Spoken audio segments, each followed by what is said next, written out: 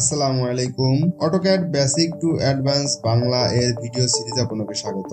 গত ভিডিওতে আমরা অটোক্যাড টুলস বার এবং টুলস সম্পর্কে জেনেছি। গত ভিডিওতে আমরা সব টুলসের সাথে পরিচিত হতে পারি নাই। বাকি টুলস নিয়ে আলাদা একটি ভিডিও দেওয়া হবে এবং কাজের প্রয়োজনে আমরা অনেক টুলসের সাথে পরিচিত হব। আজকের ভিডিওতে আমরা ড্রাফটিং, পেজ সেটআপ এবং বেসিক বা ফ্রি হ্যান্ড ড্রয়িং শিখব।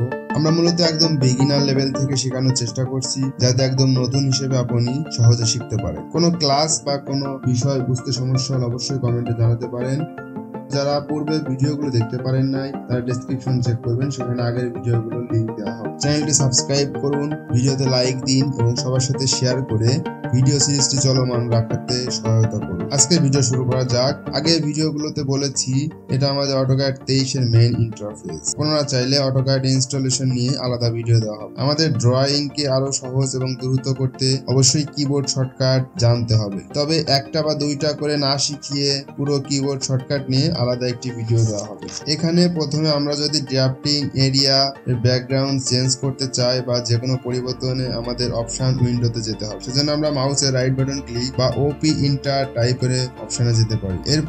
এরপর আমরা ডিসপ্লে ট্যাব থেকে কালারস যেতে হবে। এখানে আমাদের পছন্দ মতো কালার ব্যবহার করতে পারি। আমরা কালো কালারই রাখছি। এখানে ক্রসিয়ার আমরা যাকে বলি কার্সরের কালারও পরিবর্তন করা যায়। এরপর আমরা ওপেন অ্যান্ড সেভ ট্যাবে যেতে পারি। এখানে আমরা সেভ অ্যাজ থেকে অটোক্যাড 2007 drawing.dwg ফাইল সিলেক্ট করব। তাহলে আমাদের ড্রয়িং ফাইলটি অটোক্যাডের যে কোনো ভার্সনে ওপেন করা যাবে। আমরা অটো সেভ করার জন্য এখানে অটোমেটিক সেভ অপশন থেকে আমাদের পছন্দ মতো মিনিট ব্যবহার করতে পারবো। আমি সাধারণত 10 মিনিট ব্যবহার করছি। এখানে ইউজার প্রিফারেন্স থেকে আমরা রাইট ক্লিক কাস্টমাইজেশন করতে পারি। এখানে টার্ন অন এ ক্লিক করলে আমরা সাধারণত মাউসের রাইট ক্লিকের মাধ্যমে ইন্টারের কাজগুলো করতে পারি। আমরা সিলেকশন ট্যাব থেকে পিক বক্সের সাইজ এবং গ্রিপের সাইজ আমাদের পছন্দ মতো পরিবর্তন করে ব্যবহার করতে পারি। এখানে আরো অনেক ধরনের সেটিংস রয়েছে, তবে সেটিংস গুলো আমরা পরিবর্তন করে আমাদের কাজকে সহজ করতে পারি। সবশেষে আমরা অ্যাপ্লাই ক্লিক করে অপশন উইন্ডোটি ক্লোজ করব। এবার আমরা ইউনিট সেট করব। তার জন্য আমরা কুইক অ্যাক্সেস টুলবারস এর ড্রপ ডাউন মেনু থেকে এখানে শো মেনু বারে ক্লিক করব। শো মেনু বারে ক্লিক করার পর আমাদের সামনে মেনু বারটি শো হবে। এখান থেকে আমরা ফরম্যাট অপশন থেকে ইউনিটে প্রবেশ করব। এখানে আমাদের ড্রয়িং এর উপর ভিত্তি করে ইউনিট সেট করতে হবে। আমাদের ড্রয়িং যদি মিলিমিটার এককে থাকে তাহলে আমরা ডেসিমাল ব্যবহার করব এবং ইঞ্চি এককে থাকলে আমরা সাধারণত আর্কিটেকচারাল ব্যবহার করব টাইপ হিসেবে। এখানে আমরা দেখতে পাচ্ছি ইনসারশন স্কেলে আমরা সাধারণত যে টাইপ ব্যবহার করব সেই টাইপের সবচেয়ে ক্ষুদ্রতম একক আমরা ব্যবহার করব। এখানে আমরা টাইপ হিসেবে আর্কিটেকচারাল সেট করব এবং ইনসারশন স্কেলে আমরা সবথেকে ছোট একক ইঞ্চি ব্যবহার করব। প্রিসিশন থেকে আমরা 0 থেকে হাফ ইঞ্চি ব্যবহার করব। এরপর ওকেতে ক্লিক করে ড্রয়িং ইউনিট ট্যাবটি ক্লোজ করব। এবার আমরা ড্রয়িং লিমিট সেট করার জন্য আবার ফরম্যাট অপশন থেকে ড্রয়িং লিমিট অন করব। প্রথম মান হিসেবে আমরা সাধারণত 0,0 ইন্টার ব্যবহার করব এবং পরের মানটি আমরা আমাদের ড্রয়িং পেজ সাইজ হিসাবে আমাদের পছন্দ মতো ব্যবহার করব। এখানে আমি সাধারণত 500 ফিট বাই 500 ফিট ব্যবহার করছি। এটি 500 ফিট বাই 500 ফিট করার জন্য 500 ফিট, 500 ফিট ইন্টার দিলে আমাদের ড্রয়িং পেজটি 500 ফিট বাই 500 ফিট হিসেবে তৈরি হবে। আমাদের যে কোনো কমান্ড ক্যান্সেল করার জন্য আমরা কিবোর্ডের ESC বাটন প্রেস করব। তারপর আমরা একইভাবে ফরম্যাট থেকে ডাইমেনশন স্টাইলে প্রবেশ করব। ডাইমেনশন স্টাইলে প্রবেশ করার পর আমরা নিউ এ ক্লিক করব।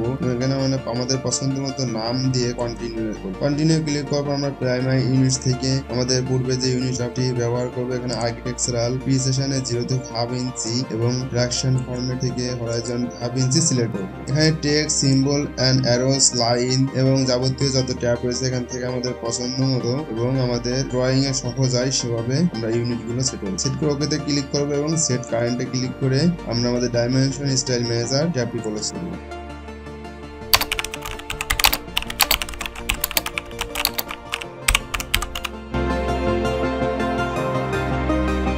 এবার আমরা ফ্রি হ্যান্ড ড্রয়িং হিসেবে প্রথমত বাংলাদেশে একটি পতাকা আঁকতে পারি। পতাকা আঁকার জন্য আমরা এখান থেকে রেক্ট্যাঙ্গেল ব্যবহার করব। প্রথমে রেক্ট্যাঙ্গেল ব্যবহার করে আমরা প্রথমে পতাকার একটি বার তৈরি করব। এরপর আমরা আবার রেক্ট্যাঙ্গেল ব্যবহার করে পতাকার মেইন ফ্রেম তৈরি করব। এখানে একটি বিষয় বলে রাখা প্রয়োজন, আমরা সাধারণত ফ্রি হ্যান্ড ড্রয়িং হিসেবে পতাকা তৈরি করছি। এখানে পতাকার নির্দিষ্ট মাপ ব্যবহার করা হচ্ছে না। এরপর মাঝের বৃত্তটি দেওয়ার জন্য আমরা সার্কেল ব্যবহার করব।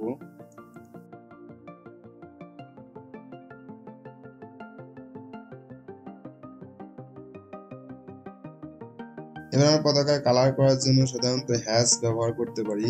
হ্যাশ ব্যবহার করে এখানে প্যাটার্ন থেকে সলিডে ক্লিক করব এবং কালার থেকে সবুজ কালার ব্যবহার করব। এবার বৃত্তের কালার দেওয়ার জন্য আবার হ্যাশে ক্লিক করে এখানে কালার থেকে লাল কালার করে দেব। তো এইভাবে আমরা বারের কালার সিলেক্ট করব। এভাবে আমাদের বাংলাদেশের পতাকা তৈরি হয়ে গেল। এটি আমাদের মূলত ফ্রি হ্যান্ড ড্রয়িং।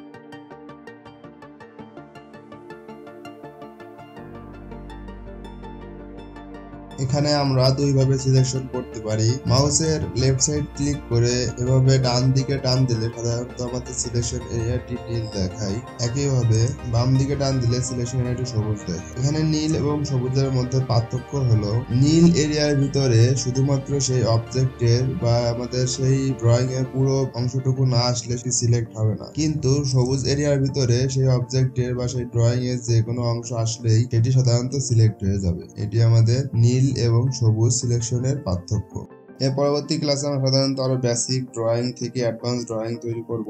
এর পরের ক্লাসগুলোতে আমরা ধীরে ধীরে আরো অনেক ধরনের অ্যাডভান্স ড্রয়িং তৈরি করব। তাহলে আজকের ভিডিও পর্যন্তই। আজকের ভিডিও দেখতে বা আজকের ভিডিওর কোনো টপিক বুঝতে সমস্যা হলে অবশ্যই কমেন্ট করে জানাবেন। আর ভিডিওটি ভালো লাগলে অবশ্যই লাইক করবেন এবং বেশি বেশি শেয়ার করে আমাদের এই ভিডিও সিরিজটি চলমান রাখতে সাহায্য করবেন। দেখা হবে সামনের ভিডিওতে। ততদিন সবাই ভালো থাকবেন। আল্লাহ হাফেজ।